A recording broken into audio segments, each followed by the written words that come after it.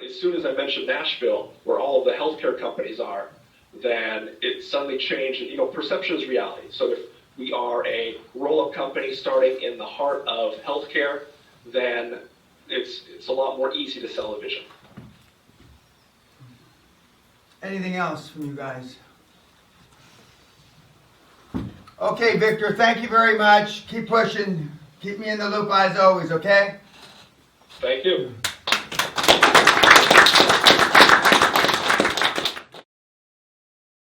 And then, but people want to hear, you know, this deal about his grandmother. Just like with, he's in nurseries because of his 4-year-old kid. People want to hear that. You know, hopefully it's true, but anyway, whether it's true or not, they want to hear that. And you kind of sell the emotion. yeah, exactly. You sell the emotion, and he was close to his grandmother, so I'm not taking anything away from him. But whether that's the reason why he got into this or not, you know, only he knows. But it sounds good. It sounds good. And but moving to Nashville was key. I mean, it was a smart thing for him to do. I didn't really have to push him too hard on that. And what he said about Salt Lake City, which I didn't really know other than the Mormon angle. I didn't know it was the capital of white-collar internet crime, so which was something I didn't know anything about. But another young guy that's, you know, put this together in 4 or 5 months, and the challenge in his deal is that the hospice deals are historically small deals. $1 to $3 million is a, you know, and we're now looking at somebody that's already rolled up, you say 6 or 7 of them, and we can, you know, spend 20 or 30 or 40 million to get more momentum more quickly. But they're, you know, they're little deals. But there's for sure they're mom and pop deals, and for sure they got little or no exit.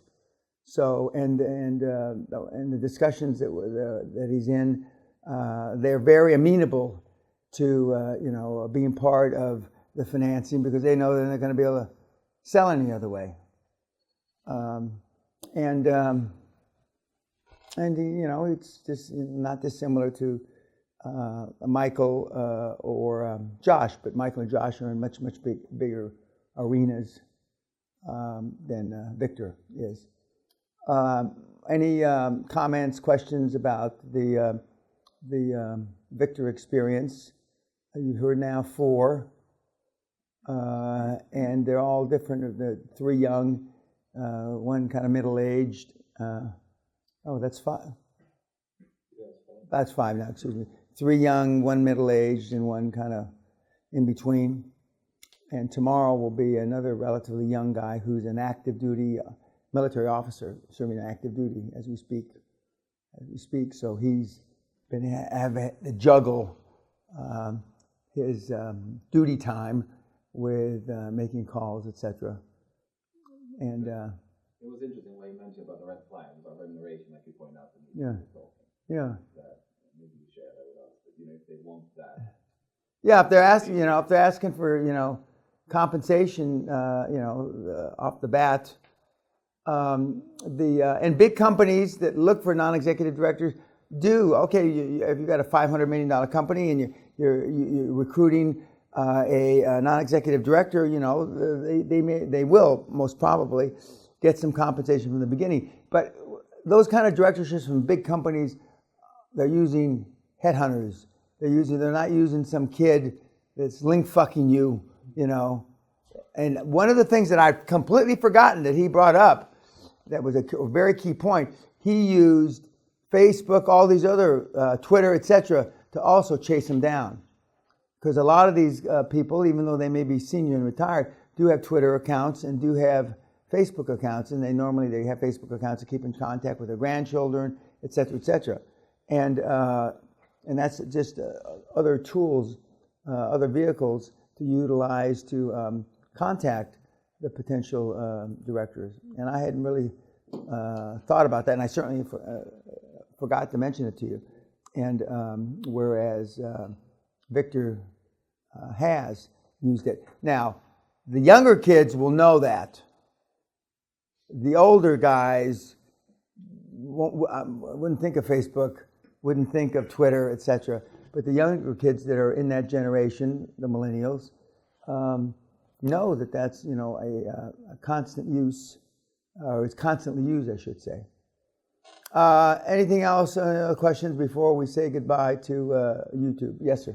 I've got a question based on the finance. Everyone seems to say that it's easier to add a zero to the amount of money you want to. Well, it's hard for him because there is no zero. That's why we're looking at somebody that's already rolled out 4 or 5. Yeah, go ahead. But what's the logic behind that? Why would a bank... Well, the logic behind is, like he said, a guy in Kentucky needs to get the money out.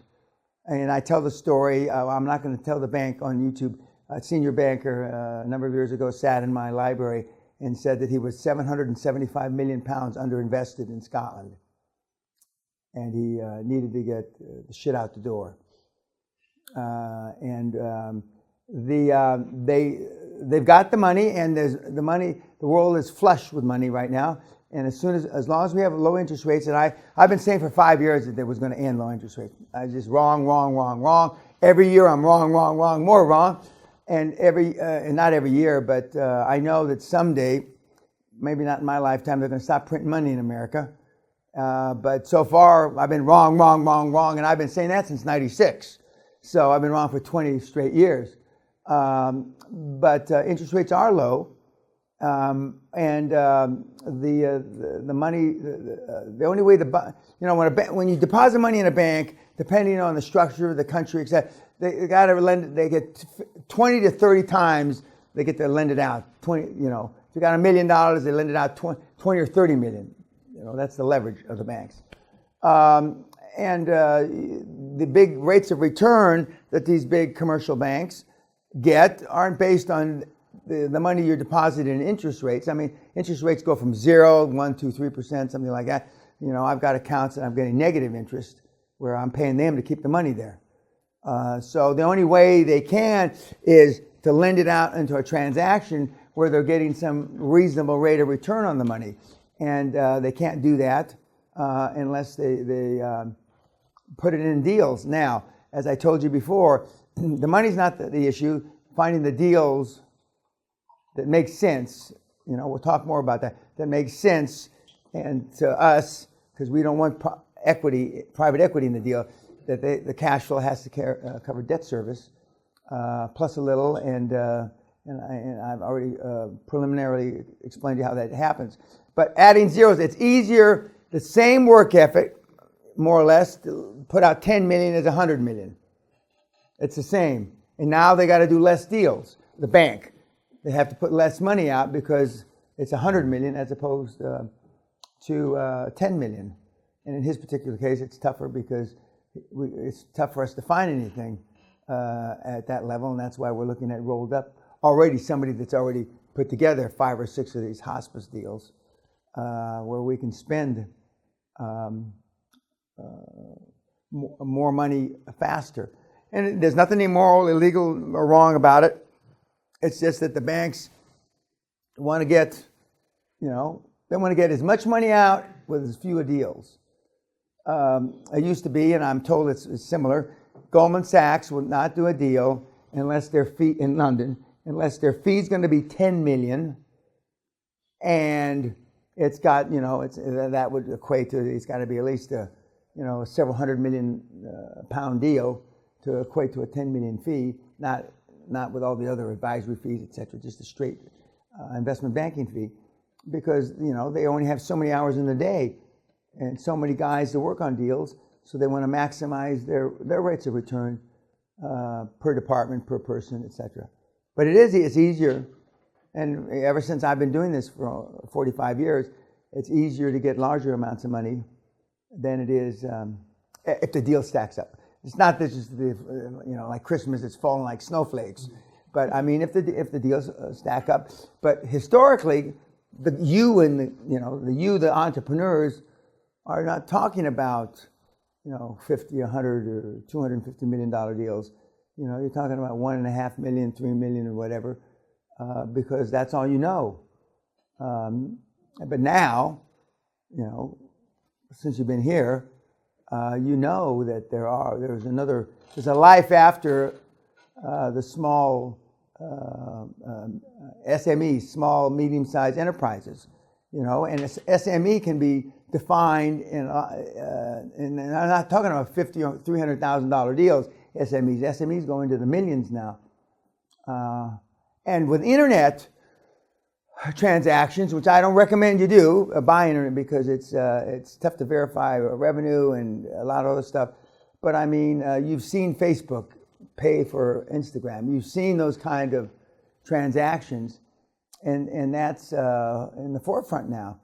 And the young kids understand, like Michael and Josh understand those big numbers. Whereas when I was 20 or 19 or 20 or 22, I mean, I sure shit didn't, I couldn't equate, relate, whatever the word you want to use, with that kind of significant size. I just wouldn't have. That didn't come till, way, way, way later in my career. Okay, YouTube, thank you very much.